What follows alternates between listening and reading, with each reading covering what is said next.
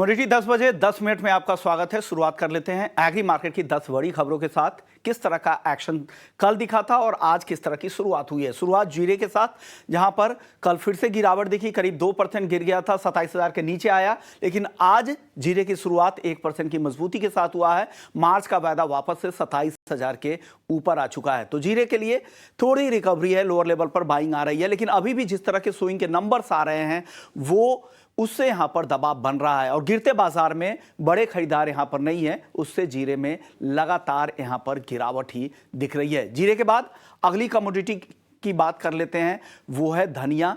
धनिया की बात करें तो लोअर लेवल पे खरीदारी आ रही है। अगला जो एक्टिव कॉन्ट्रैक्ट है जनवरी के बाद वो है अप्रैल वायदा, क्योंकि जनवरी के कॉन्ट्रैक्ट में अब डिलीवरी मोड में चला गया, तो अप्रैल वायदा में ट्रेडिंग हो रही है और वो भाव 7,900 के आसपास ट्रेड कर रहा है। वहां पर खरीदारी लौट रही है। जितने भी एक्सपर्ट्स हैं उनको लगता है कि ये वैल्यू बाइंग है, लोअर लेवल पर यहां पे खरीदारी करनी चाहिए, उसका सपोर्ट यहां पर धनिया को मिल रहा है। हल्दी की अगर बात करें तो हल्दी की कीमतों पर यहां पर दबाव दिखा था, लेकिन कल वापस यहां पर खरीदारी लौटी और 13,400 के आसपास हल्दी का अप्रैल का वायदा यहां पर ट्रेड कर रहा है। तो जो मिक्स ट्रेड है, जहां पर हल्दी में और धनिया में खरीदारी दिख रही है, वही जीरे में ऊपरी स्तरों पर दबाव दिख रहा है। चलिए अब हल्दी, जीरे और धनिया के बाद अब बात कर लेते हैं ग्वार सीड और ग्वारगम की, जहां पर आवक धीरे धीरे कम होने से ग्वार सीड की कीमतों को सपोर्ट मिल रहा है। अगला एक्टिव कॉन्ट्रैक्ट फरवरी का है, जहां पर खरीदारी दिख रही है 5500 के ऊपर अब ग्वार सीड का वायदा है और ग्वारगम का वायदा 11,700 रुपए के ऊपर है। तो ग्वारगम के एक्सपोर्ट की डिमांड है वो भी अच्छी है और अराइवल्स भी कम हो रहे हैं ग्वार सीड के, तो उससे यहां पर दोनों ही काउंटर को फायदा हो रहा है।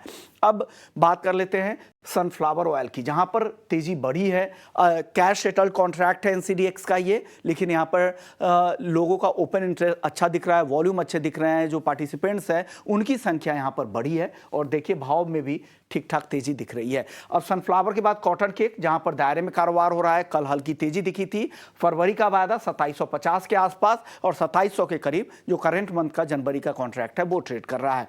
कपास की बात करते हैं, अप्रैल महीने का एकमात्र कॉन्ट्रैक्ट है एनसीडीएक्स पर, ये 1525 रुपए के करीब है। और अगला काउंटर जहां पर है वो है कैस्टर। कैस्टर में हाजिर की डिमांड अच्छी है, 5700 रुपए के पास कैस्टर का वायदा ट्रेड कर रहा है। आखिरी काउंटर है मेंथा ऑयल का, जहां पर मार्केट में सप्लाई कम है, उससे बाजार नीचे नहीं आ रहा है, एक दायरे में ही फंसा हुआ है। 925-930 के रेंज में ही मेंथा ऑयल का वायदा ट्रेड कर रहा है। अब अपने मेहमान को भी जोड़ते हैं, हमारे साथ वीरेन वकील साहब हैं पैराडाइम कमोडिटी से। शुक्रिया वीरेन जी। सबसे पहले शुरुआत आपसे जीरे से करेंगे। क्या लग रहा है सर, जीरे में सर्किट टू सर्किट ज्यादा चाल देखने को मिल रहा है क्या? कब इस तरह की उठापटक से जीरा बाहर निकलेगा और आपकी सलाह ट्रेडर्स के लिए क्या है वीरेन जी? सप्लाई साइड इसमें काफी दिख रही है, बट जो पर्टिकुलर ये जनवरी मंथ है इसमें वेदर काफी अहम रहता है। अभी थोड़ी ठंड कम हुई है पिछले 2 दिन से, तो अगर टेम्परेचर बढ़ता है तो इसमें थोड़ा सा उछाल शायद आ सकता है।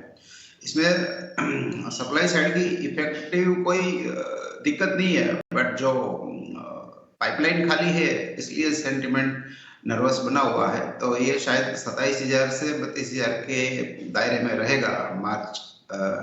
उसमें हल्की सी वीक वाली प्रीफर करूंगा मैं, 32-33 के लेवल के आसपास। स्टॉप लॉस थोड़ा वाइड रहेगा 34,000 का और वॉल्यूम थोड़ा छोटा रहेगा।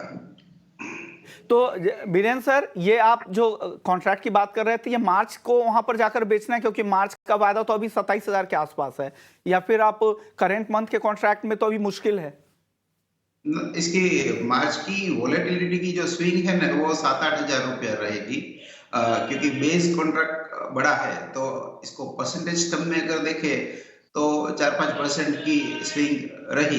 लास्ट ईयर ये काउंटर में हमने 50% तक की स्विंग देखी थी, जो नीचे में 27 था, ऊपर में 65 हुआ, फिर वापस गिर के 30 हुआ। तो वोलेटाइल टॉपिंग वाले जो काउंटर होते हैं उसमें अबव नॉर्मल वोलेटिलिटी देखना नॉर्मली ये नॉर्मल होता है, ये स्पेशल चीज है ये, इसलिए। अब बात धनिया की कर लेते हैं। धनिया में बाइंग इंटरेस्ट दिख रहा है लोगों का, अप्रैल के वायदा में देखिए ठीक ठाक तेजी दिख रही है। क्या अभी भी खरीदे इन लेवल्स पे धनिया को? धनिया में बुआई का रिपोर्ट थोड़ा कम है, मीन्स लास्ट ईयर की तुलना में बुआई कम है। और 2022 के लेवल से 2021-22 में ये 13,500 था ये काउंटर, फिर नीचे में लास्ट ईयर 6,000 होकर अभी 7,900 के आसपास है। यहाँ 75-77 यानी 75-77 के बीच अप्रैल थोड़ा बार्गिन बाई लगता है वैल्यू के हिसाब से। तो मेरी बाइंग लिमिट 7700 के आसपास की रहेगी, 7700, स्टॉप लॉस 7300 का रहेगा, टारगेट 82 से 84 का रहेगा और इसका नजरिया 1 से 2 वीक का रहेगा। 1 से 2 दिनों के लिए खरीदारी की सलाह। बीरेंद्र सर, अब हल्दी की बात कर लेते हैं। लोअर लेवल पे फिर से बाइंग आई, कल हमने देखा 3% से ज्यादा की तेजी हल्दी अप्रैल वायदा में। क्या और खरीदारी करें क्या इन लेवल्स पे? थोड़ा फ्यूचर थोड़ा ऊपर दिख रहा है, तो मैं यहाँ 13,800, 14,000, 14,000 के आसपास में शॉर्ट साइड प्रेफर करूंगा। यहाँ 13,800, 14,000 के आसपास सेल करके 14,800 का थोड़ा वाइडर स्टॉप लॉस है और टारगेट में हम नीचे में 12,800, 13,000 तक रख सकते हैं। 13,800 से 14,000 के बीच में शॉर्ट कीजिए। ये जो रिकवरी दिख रही है हल्दी में, यहाँ पर बेचें, वापस से नीचे 12,800 तक आ सकता है और इस ट्रेड के लिए 14,800 का स्टॉप लॉस लगा लेना चाहिए। अब बीरेंद्र सर, ग्वारसीड ग्वारगम की बात कर लेते हैं। फिर से अपने लोअर रेंज के बाद से वापस से अच्छी रिकवरी दिख रही है, कल भी 2-2.5% की तेजी दिखी। क्या ये तेजी कंटिन्यू होगी? क्या करे ग्वारसीड ग्वारगम में? हम निरंतर देखते हैं इसमें कि ये सर्कुलर ट्रेडिंग, सर्कुलर कमोडिटी है। तो अभी की जो करंट रेंज है वो 53-30 से 57-70 की है। तो इस दायरे में शायद मार्केट दोनों बाजू हम देखने को मिलेंगे। बाई चांस अगर ये 57-70 के ऊपर रह जाता है, 3-4 दिन टिक जाता है, तो शायद अगला पड़ाव 5,950 का होगा।